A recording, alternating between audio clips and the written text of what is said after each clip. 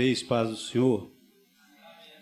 Eu quero agradecer a Deus por essa oportunidade, agradecer também o nosso pastor e por estar abrindo mão de um horário nobre para falar sobre esse assunto. Tenho certeza que 99% das igrejas não abririam mão de um horário nobre como esse para falar desse assunto, porque seria talvez melhor um assunto mais palpitante. Mas dentro do cronograma, até parece-me do Ministério da Saúde, esse assunto ele estaria lá em setembro, que é chamado Setembro Amarelo. Então nós temos o Setembro Amarelo, o Outubro Rosa, o Novembro Azul. O único objetivo: mobilizar as pessoas, os cidadãos, a pensarem sobre aquilo que tem afligido, aquilo que tem trazido prejuízo para a nação e para o cidadão. Nós vamos falar sobre suicídio, e quando a gente fala sobre suicídio, a gente está envolvendo diversas áreas das ciências, principalmente das ciências humanas.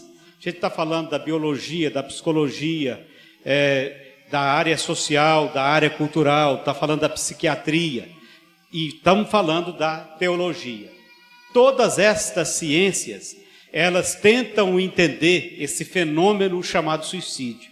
Todas essas ciências, elas tentam trabalhar de fazer com que as pessoas tenham o mínimo de cuidado preventivo.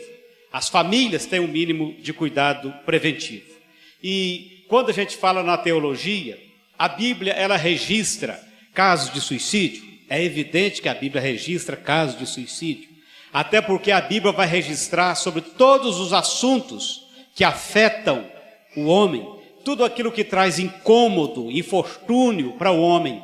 Tudo aquilo que impede que o homem tenha uma vivência saudável com o seu semelhante, com Deus. A Bíblia vai tratar dele. E existem pelo menos 6 casos que a Bíblia vai falar de suicídio. Então nós temos o caso de Abimeleque, nós temos o caso de Saul, nós temos o caso do escudeiro de Saul, nós temos o caso de Aitofel, nós temos o caso de Zinri e nós temos o caso de Judas Iscariotes no Novo Testamento. Pastor, o senhor não falou de Sansão, porque é quase que uma unanimidade entre os teólogos que Sansão ele não teria cometido suicídio. A atitude de Sansão não foi uma atitude primariamente para tirar a sua vida. A atitude de Sansão foi de matar, levar à morte aos inimigos de Israel. A atitude de Sansão foi essa. Não foi uma atitude onde ele estava suicidando. Ele queria que morresse. É claro que há uma consequência da morte dos outros, seria a sua. Então foi uma morte, entre aspas, seria uma morte sacrificial. Quando a gente fala de suicídio, nós estamos falando de algo que hoje a Organização Mundial de Saúde ela considera uma epidemia. A gente está habituado a falar de epidemia no que diz respeito à ação infecciosa provocada por diversos motivos, né? Você tem uma epidemia de varíola, você tem uma epidemia de gripe, você tem uma epidemia disso e daquilo.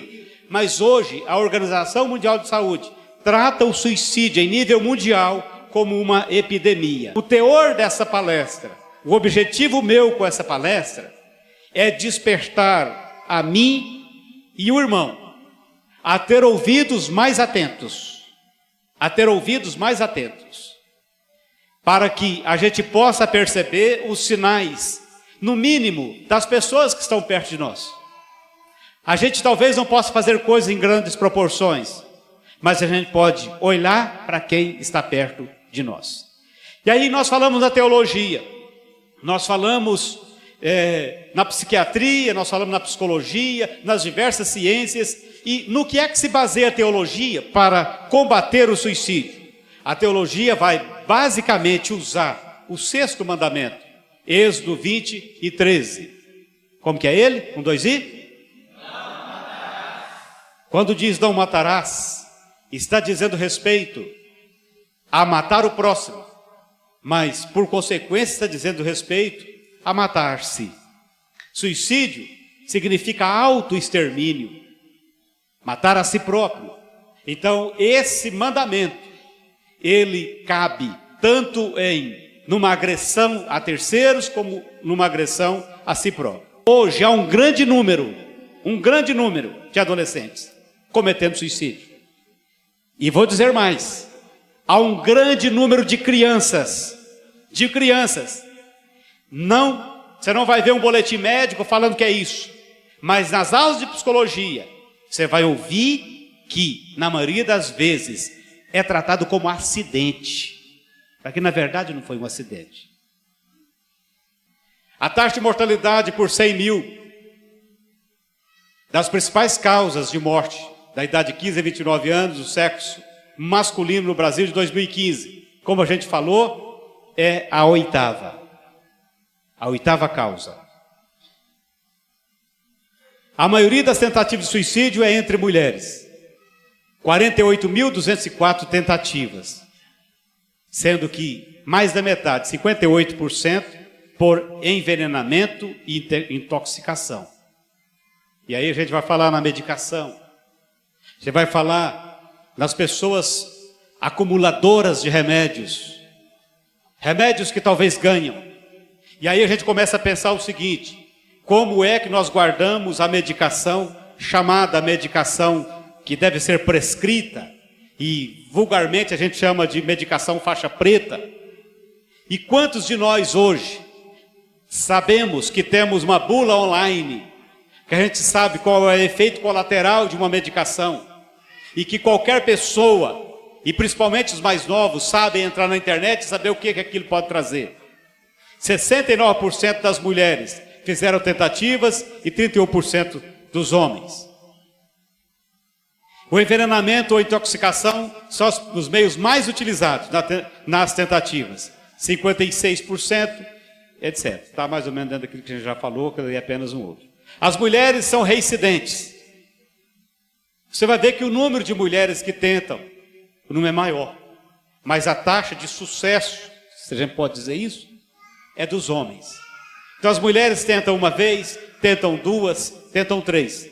O homem, por causa da sua violência, e até o homem já vai para outro meio. Ele evita o envenenamento, né? A intoxicação. Ele parte para outro princípio. Os homens morrem mais por suicídio. 62.804 mortes. 62% por enforcamento. 21% das mulheres, 79% dos homens. Os homens têm morrido mais, têm se matado mais. A proporção de óbitos por suicídio, segundo a situação conjugal. Quem é que se autoextermina mais?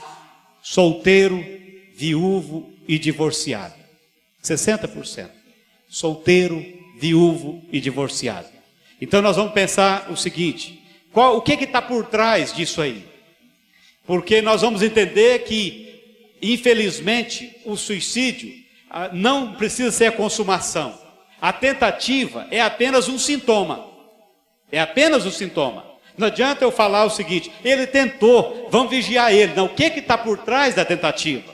Está por trás, às vezes, uma melancolia terrível. Está por trás uma tristeza. Está por trás uma solidão. Está por trás a pessoa não se sentir integrada em um meio. Está por trás a pessoa se sentir inválida. E quando fala que a maioria é solteiro, divorciado ou viúvo, são pessoas que não têm um par. Há pessoas que não têm alguém do mesmo nível para trocar as ideias, para conversar. Mais da metade das pessoas que se suicidaram estavam deprimidas. Estima-se ainda que o risco de suicídio ao longo da vida em pessoas com perturbação de humor, principalmente depressão, é de 6 a 15%. 6 a 15%. Entre os alcoólicos, de 7 a 15%. E entre os esquizofrênicos, de 4 a 10%.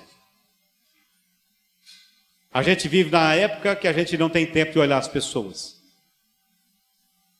A gente, estou falando, eu me incluo como tal. A gente não tem tempo de olhar as pessoas. Porque a gente tem que olhar o celular, a gente tem que atualizar o Facebook. Aí eu olho as pessoas curtindo. E as pessoas enganam todo mundo colocando uma foto bonita E quando a pessoa reiteradamente, ela coloca foto, muitas vezes a pessoa está tentando enganar-se a si própria. Eu estou bem, olha lá no Facebook como é que eu estou bem. A maioria das pessoas que pensam, tentam ou cometem suicídio, escolheriam outra forma de solucionar os seus problemas, se não se encontrassem numa tal angústia, que a incapacidade de auxiliar as suas opções, objetivamente. A sua intenção é parar a sua imensurável dor psicológica e não pôr termo à sua vida. E aí a gente entra. O pastor Paulo falou, o que a igreja, o que a teologia fala, o que a Bíblia fala.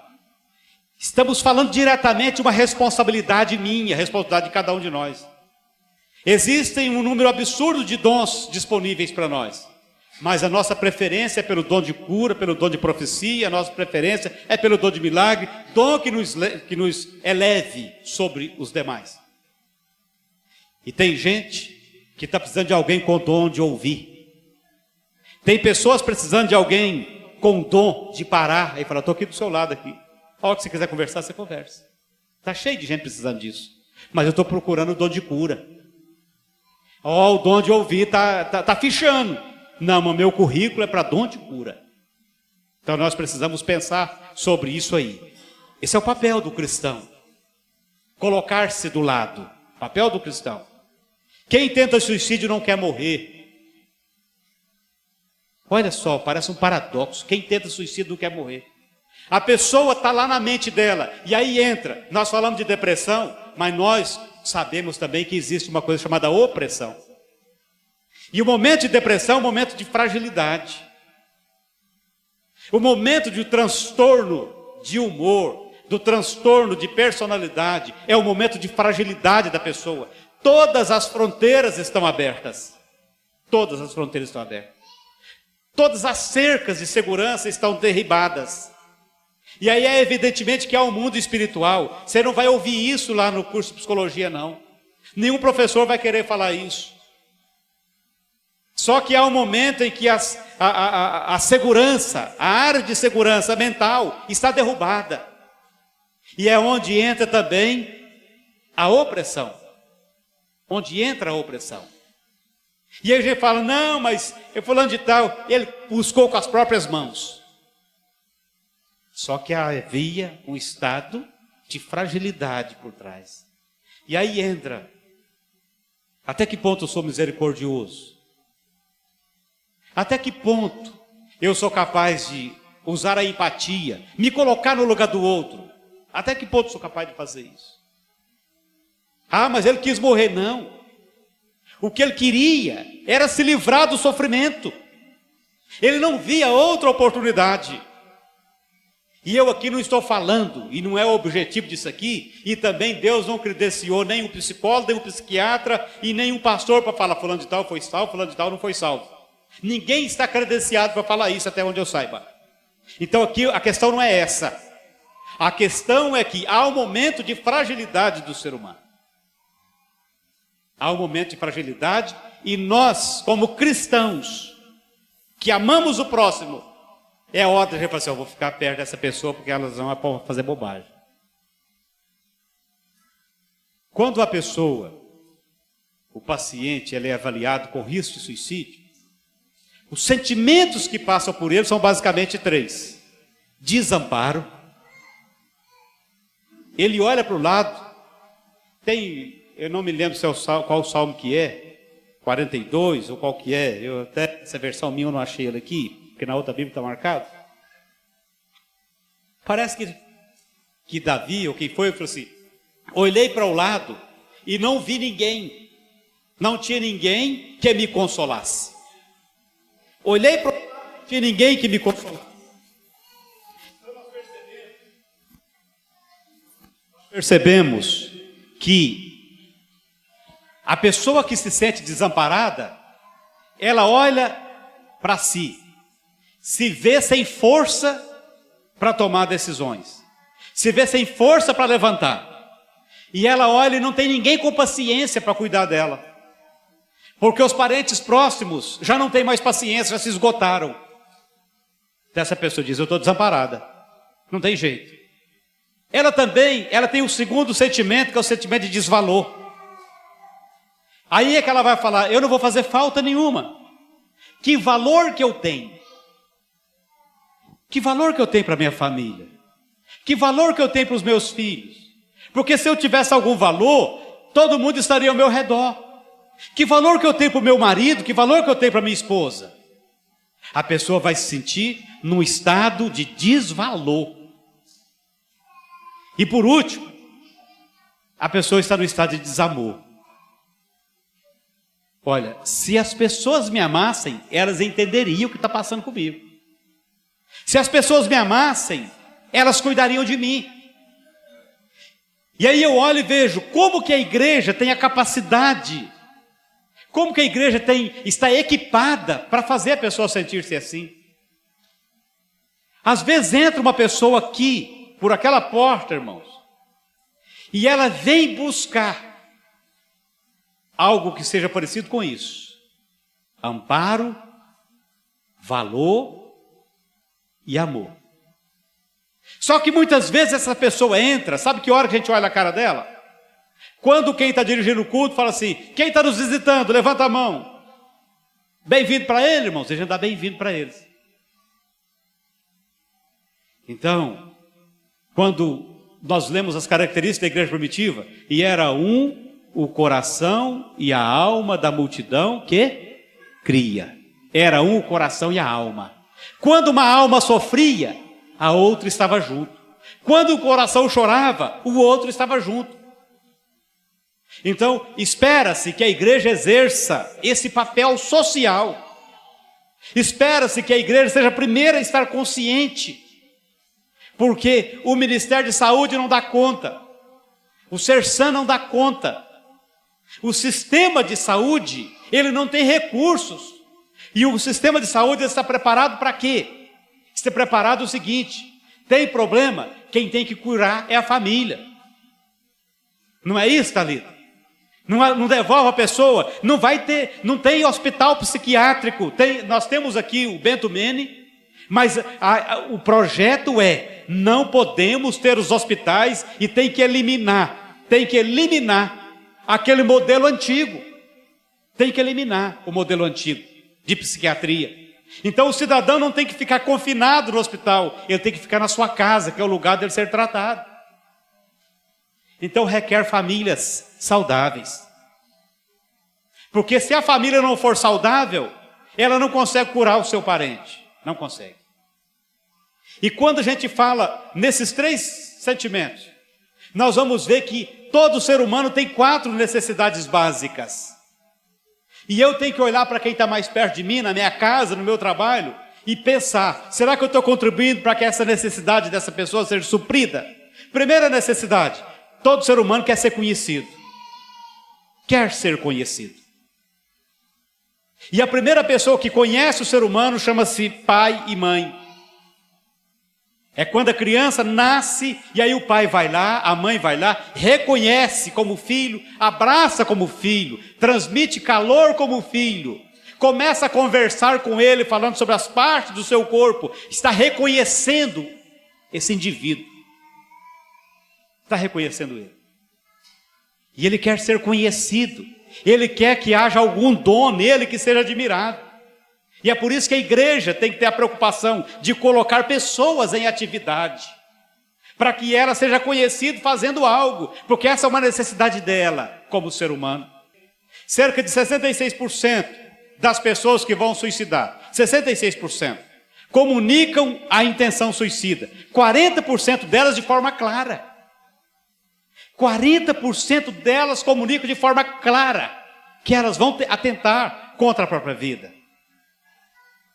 Eu não quero com isso fazer com que a gente se sinta culpado por uma coisa ou outra, porque a intenção da palestra a intenção é de vacinação. Agora é vacinação. Cerca de 36% tiveram tentativas anteriores de suicídio. Cerca de metade não tinham contatado técnicos de saúde mental. E às vezes não foram a um posto de saúde, popularmente como a gente chama posto de saúde, Não foi ao sistema de saúde. Por que não foi? Porque às vezes não tinha força. Cabia a quem? Cabia a quem fazer isso? Quem está próximo. Tem profissionais de saúde que faz coisa absurda? Tem. Está aqui a irmã Thalita, ela é profissional da área de saúde. Tinha uma pessoa com um problema aí, que não saía de casa. A Thalita convenceu a mãe e o rapaz a receber psicólogo na casa dela. Então o profissional de saúde, ele tem mais experiência, então você viu que há algo, você viu que há sinais, procure a área de saúde mais próxima. Tenta convencer a pessoa, leva lá, eles têm recursos. Fatores que aumentam a probabilidade de suicídio. Modelos de suicídio, familiares, pares sociais, histórias de ficção e ou notícias veiculadas pela mídia. Então, o que é esse modelo? Se há um suicídio na família, todos os membros da família fazem parte de um grupo de risco. Eu atendi uma família há um tempo atrás. Encaminhamos ela para um psicólogo, porque elas eram todas amigas minhas, e aí preferi encaminhar para um outro profissional.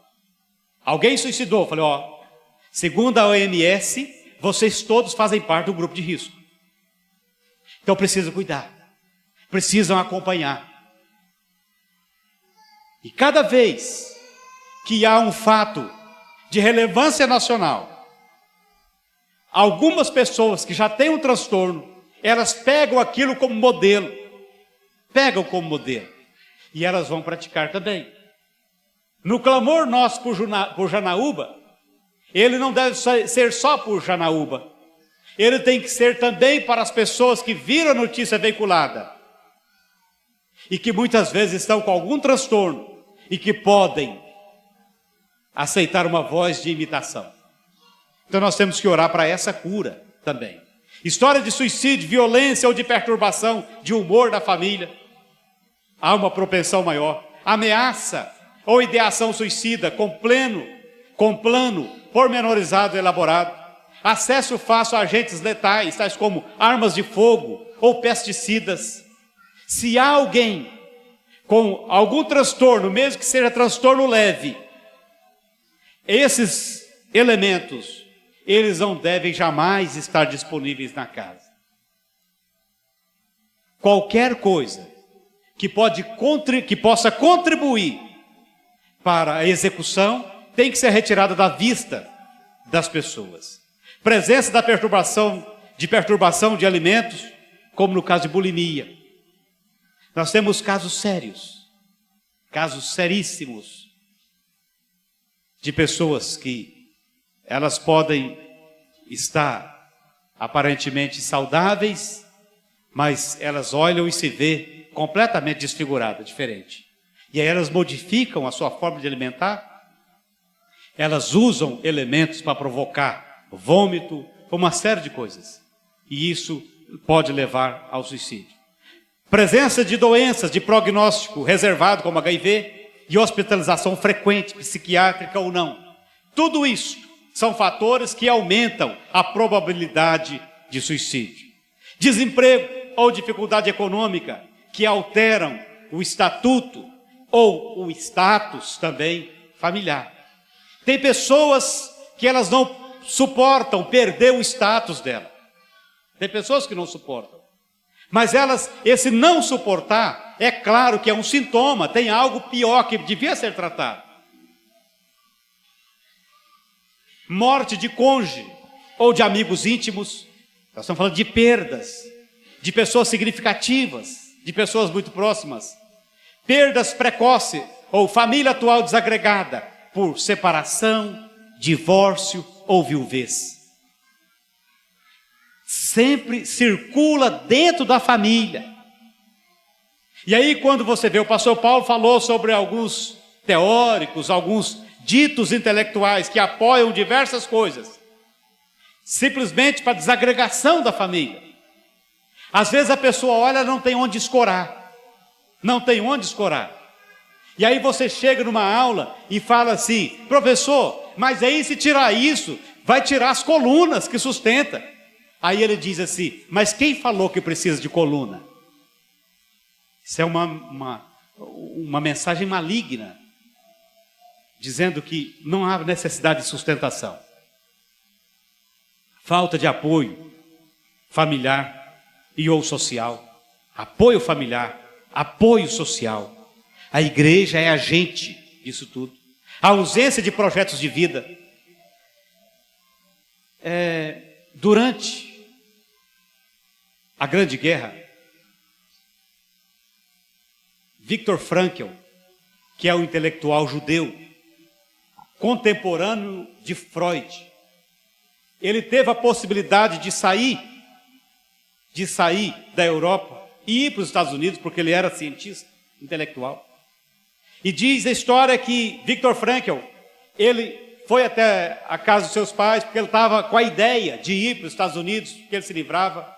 Aí ele viu tipo uma pedra lá, com uma inscrição hebraica. E ele falou com o pai dele assim, pai, que inscrição que é essa aí? O pai falou assim, honra teu pai e tua mãe. Aí ele falou assim, eu já tenho a resposta. Honrar o pai e mãe significa que se meu pai e minha mãe for para o campo de concentração, eu também vou. E ele foi. E ele usou o campo de concentração como zona de pesquisa. E ele começou a observar que haviam algumas pessoas que diziam o seguinte, quando eu sair daqui, eu vou fazer isso e isso. Tinha outra pessoa que dizia assim, se eu sair daqui, eu vou fazer isso e isso. E tinha a pessoa que dizia, nós nunca vamos sair daqui. E ele percebeu que as pessoas que tinham um projeto de vida eram as pessoas que iam ficando. E aí ele escreveu um livro chamado O Sentido para a Vida. A ausência de crença religiosa. Isso aqui são dados do CVV, Centro de Valorização da Vida.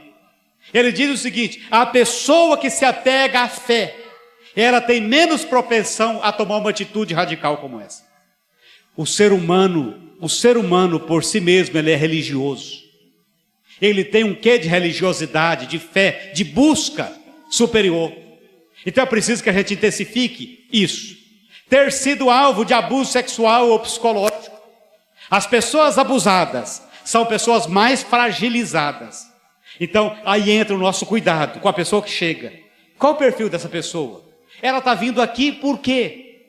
Que tipo de sofrimento que ela traz? Porque todo mundo vai para a igreja e normalmente carrega algum tipo de sofrimento. Porque ela sabe que na igreja é lugar de cura, porque é onde encontra-se com Deus. E nós somos agentes, você é agente dessa cura. Experiência de humilhação social recente.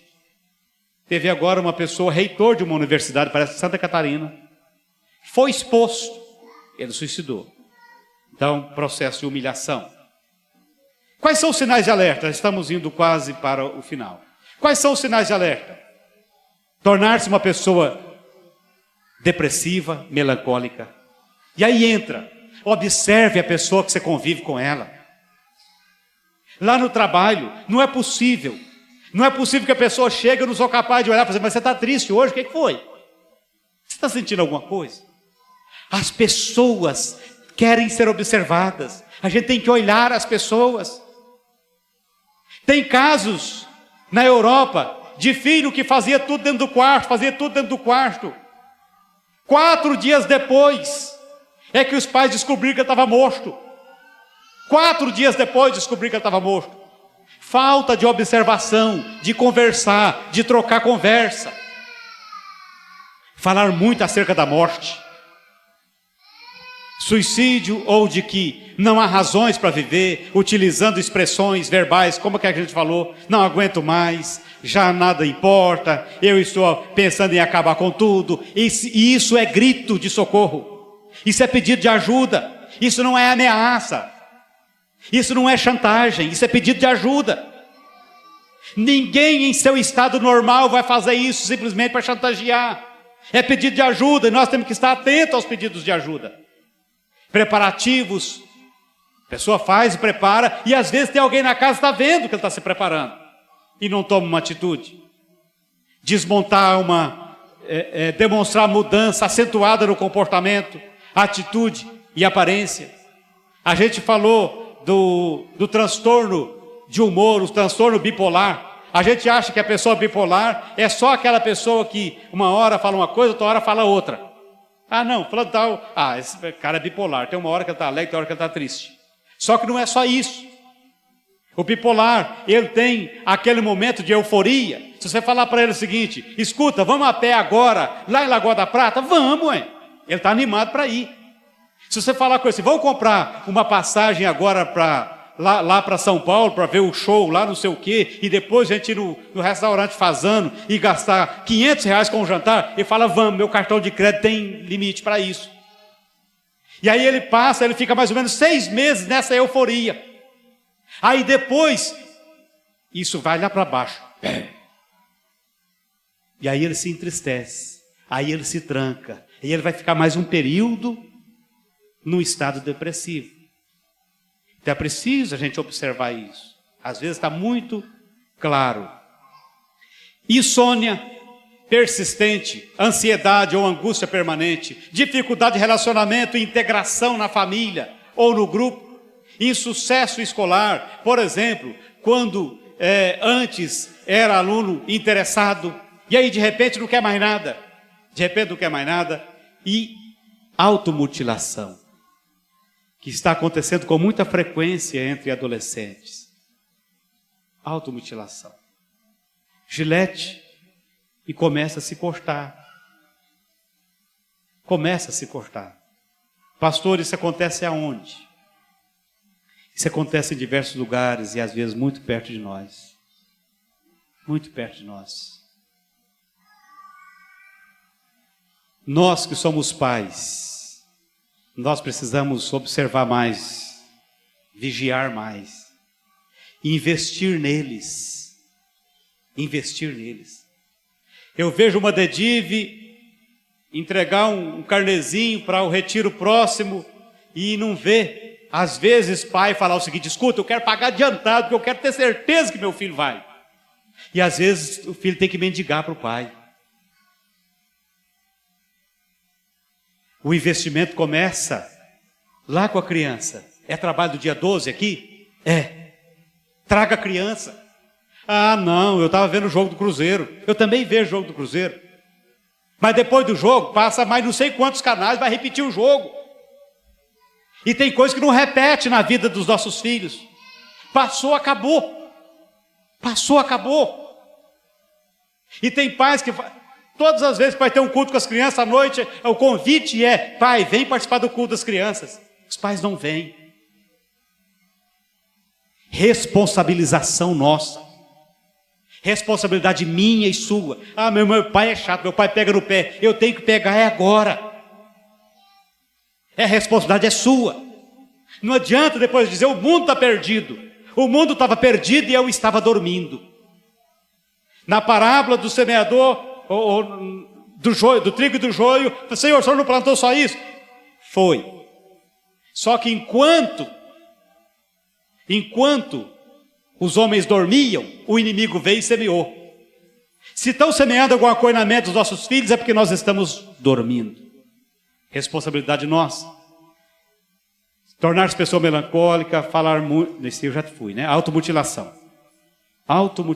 Esse é assunto para retiro espiritual, pastor Diel. Assunto para retiro espiritual. Alguns mitos sobre o suicídio. Por exemplo, quem fala não faz. Tem pessoas que elas são capazes de ver parente muito próximo da execução.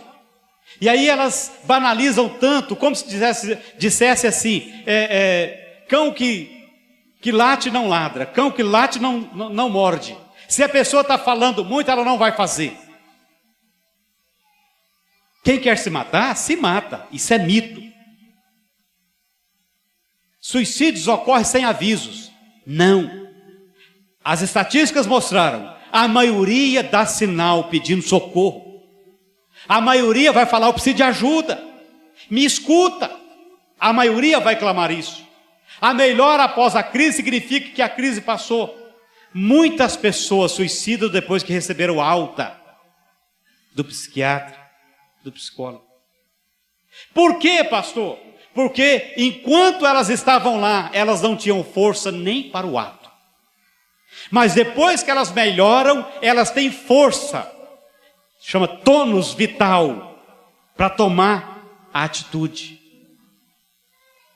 Então o cuidado tem que ser dobrado. Recebeu alta? Vamos acompanhar. Vamos vigiar. Nem todos os suicídios podem ser evitados. Pode sim. Pode sim. Usando todos os recursos. Eu posso fazer isso. Uma vez suicida, sempre suicida. Não, senhor. Não foi isso que Deus fez. O que eu posso fazer para proteger a pessoa? Para ajudar? Incentive ela na fé. Incentive ela a fazer parte.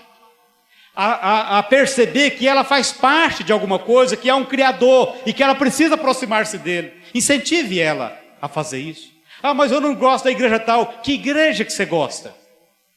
É minha colega de serviço, pastor Gersino. Ela não gosta da Assembleia de Deus. Pergunta para ela qual a igreja que ela gosta. Ou eu gosto da Igreja Batista, da Universal. Eu vou lá com você na Igreja Universal. Isso é amigo, irmão. Isso é cuidar da pessoa. Ela não quer vir na Assembleia, você é da Assembleia, mas não tem problema se você levá-la na Universal para ela sentir-se integrada de alguma forma. Proximidade com a família, família junta, família que faz almoço e almoça junto, família que confidencia as dificuldades, família que troca informações, família que se preocupa um com o outro, que liga de vez em quando, família que visita. Percepção otimista da vida. A vida está muito ruim. Não, a vida não está ruim não. Imagine quando seu pai nasceu, tudo era mais difícil. Agora está tudo fácil. Começa a vender a ideia de que hoje as coisas são mais fáceis. Antigamente todo mundo só se tratava com chás. Hoje, a pessoa tem essa opção, tá? Nossa querida irmã Francisca, que nos ajuda demais nisso aí. Mas a pessoa que quer o medicamento, ela vai lá e compra. Mas a gente que gosta do chá, a gente sabe que ele faz efeito. E a gente sabe que tem gente com sabedoria para falar assim, ó, esse chá é bom para isso. Que tem essa inteligência. Mas antes não era só pela inteligência, é porque não havia recurso. Não havia recurso. Adquirir capacidade de enfrentamento dos problemas difíceis. Quando eu vou adquirindo capacidade de enfrentamento dos problemas, eu consigo sair de determinadas situações. Já estou terminando, porque o tempo já está dando o tempo que eu ganhei. Como é que eu posso ajudar? Alguém poderia dizer assim, mas se eu perguntar sobre suicídio para ele, será que eu não vou estar nem induzindo, sugerindo para ele? Porque tem gente que pensa, que fica sem jeito. Olha, o fulano tal está assim, se eu chegar para ele, alguma vez você pensou em suicidar? Eu posso estar induzindo, não está. Mas se eu perguntar para ele, pastor, será que eu vou ter que carregar esse problema com a pessoa? Será que eu vou ter que carregar essa pessoa nas costas? E eu não posso. Não, você não tem que fazer isso. Você pode chegar e pedir ajuda para alguém. Você pode ir na área de saúde do seu bairro, procurar os enfermeiros que fazem o trabalho de visitação e falar, na casa tal tem uma pessoa com ideação suicida. Tem uma pessoa correndo risco. Você está ajudando. Se você quer ajudar, procure um local adequado, reserve tempo, ouça atentamente, afetivamente. Descubra se a pessoa já tem um plano para cometer o suicídio. Escuta, você fez algum plano para fazer isso? Não, eu estou achando que eu vou me matar, viu? Como é que é? Você já fez um plano para isso? Você tem ideia como é que você vai fazer? Você está perguntando isso com respeito, você está perguntando isso com uma responsabilidade de alguém que pode salvar uma vida. Descubra se a pessoa já tem os meios para se matar. O que você vai usar? É pílula? É veneno? Qual o meio que você pensou em fazer? Os meios são facilmente disponíveis para você? Ah, são. Lá em casa tem isso, Está te dando os elementos para você cuidar da pessoa. Descobrir se a pessoa fixou data. Esse homem de 50 anos, que cometeu essa barbaridade lá em Janaúba, as investigações policiais apontam que ele escolheu o dia que o pai dele morreu, para ele cometer o ato. Ele guardava galões com gasolina. As pessoas têm um ritmo, e às vezes a gente não percebe que há uma mudança de ritmo, uma quebra, a gente não percebe, por causa dos nossos afazeres, e muitas vezes por causa do nosso egoísmo mesmo. Nós somos narcisistas, nós pensamos só em nós, e tem gente a ponto de se matar, vizinho nosso, e nós não estamos percebendo. Todas essas questões precisam ser perguntadas com cuidado, preocupação e compaixão. O que você não deve fazer? Ignorar a situação. Não ignore. O que você não deve fazer? Ficar chocado. A pessoa falou isso, credo em cruz, você está doido? Não, você tem que demonstrar um certo cuidado, até para você poder criar um vínculo com ela e poder ajudá-la. Tentar livrar do problema, acionando outro serviço, desconsiderando o livre da situação. Não, já vou acionar logo para eu ficar livre. Às vezes a pessoa só te falou porque ela já tem segurança que poderia falar isso para você. Você seria a chance dela. Terceiros não vai ajudar. Falar que tudo vai ficar... Não, tudo vai ficar bem, não preocupa não. Isso não resolve. A dor dela não se cura apenas com a palavra motivacional. Desafiar a pessoa, você quer fazer isso? Vai lá e faz, velho. Tem gente muito pior do que você quer se matar? Mata-se então. Não é isso que a gente faz. Fazer o problema parecer trivial, problema sem importância, é um problema grave. Dar falsas garantias, jurar segredo, deixar a pessoa sozinha. Eu não tenho que jurar segredo. Depois que já há um vínculo, escuta, eu preciso de mais alguém para eu poder te ajudar. Preciso de mais alguém. Nessas horas, não existe segredo profissional. Há momento que o profissional, seja psiquiatra ou psicólogo, ele tem que falar assim, escuta, eu vou ligar para a família. Você não vai sair daqui? Eu vou ligar para a família. Você não vai sair daqui? Eu vou ligar para o Ser Santos, vão vir cá te buscar. Porque você pode fazer uma bobagem. E o que a teologia fala sobre o suicídio? Primeiro, as âncoras, para a gente entender que não matarás, ele não é só eu matar alguém, mas eu me matar também. O suicídio ou o não suicidar, ele tem um amparo bíblico, mesmo que haja um transtorno. A obrigação da igreja, a obrigação de quem está perto, não é falar, mas se acontecer isso, ele vai salvo. Não tá, e isso não se questiona, nós não estamos aqui para questionar isso, nós não somos árbitros para isso. Vamos orar para ele. Não, tem a hora que é medicamentoso, tem que ter tratamento medicamentoso. Eu não posso espiritualizar tudo. Eu tenho que saber que Deus formou pessoas para cuidar, porque às vezes o corpo deixou de produzir algum elemento essencial para a manutenção do humor. O corpo deixou de produzir. Então é preciso que haja um reparo, um medicamento que vá trazer equilíbrio de novo nessa produção de serotonina, nessa produção dos elementos que mantém o humor da pessoa. E quem pode fazer isso? É profissional. Eu posso orar? Pode. Deus, ajuda que o psiquiatra descubra o mais rápido possível e traga equilíbrio para essa pessoa. Eu vou continuar orando, assim como o tratamento psiquiátrico é acompanhado pelo tratamento psicológico, ele é acompanhado também das orações. O 6º mandamento, ele vai dizer, não matarás, nós já falamos. Segundo, o argumento baseado no desígnio. O desígnio é o quê? Há um tempo de nascer e um tempo de morrer. A palavra de Deus diz isso.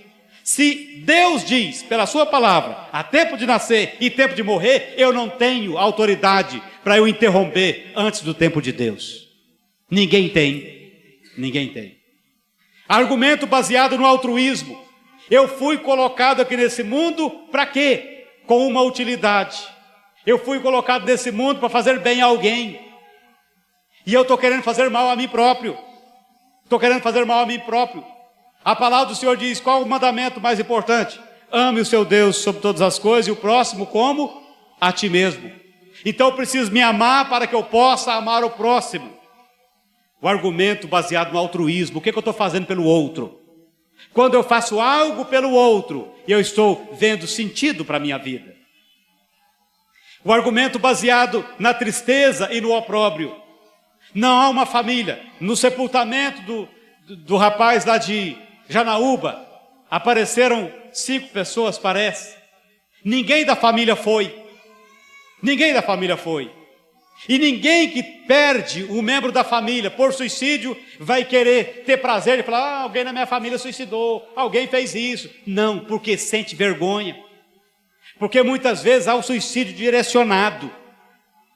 Há o suicídio direcionado. A pessoa suicida e deixa algum sinal: foi por causa do fulano. Então sempre haverá alguém com sentimento de culpa na família. Eu poderia ter feito alguma coisa e não fiz. Estava perto de mim, como é que eu não vi? Então o suicídio, ele traz essa vergonha, esse opróbrio. É uma distorção de valores. A pessoa que acaba suicidando cultivou uma vida caracterizada por valores distorcidos. Eu tenho que ter tudo do meu jeito, por exemplo. Nem tudo é do jeito que a gente gostaria que fosse. Então eu tenho que olhar a vida e falar: não é desse jeito. Deus não me prometeu um céu aqui nesse mundo. E Jesus falou: nesse mundo vocês vão ter aflições. Então eu tenho que trabalhar isso. E finalmente, a preciosidade da vida humana é tal que o suicídio alinha-se entre as grandes imoralidades da experiência humana. A vida é um dom de Deus e não pode ser tratada com negligência. Ninguém tem o direito de cortar a vida de outrem e nem mesmo a sua própria vida, a qual é dom de Deus. Cumprimento da missão de cada um requer que a vida seja usada em toda a extensão possível. Há lições a serem aprendidas e coisas específicas a serem realizadas. O senso de missão sempre deveria incluir um serviço altruísta em favor do próximo, ou seja, viver segundo a lei do amor. O suicídio destrói a missão e o amor. E para encerrar, o apóstolo Paulo diz: em tudo somos atribulados, mas não angustiados, perplexos, mas não desesperados, perseguidos, mas não desamparados, abatidos, mas não destruídos. E o Senhor Jesus Cristo diz: vinde a mim, todos que estáis cansados e oprimidos, e eu vos aliviarei. Tomai sobre vós o meu jugo e aprendei de mim, que sou manso e humilde de coração, e encontrareis descanso para as vossas almas. Você tem essa palavra disponível para você entregar para alguém. Essa palavra está na sua mente, está no seu coração, está no seu celeiro. Distribua ela em nome de Jesus.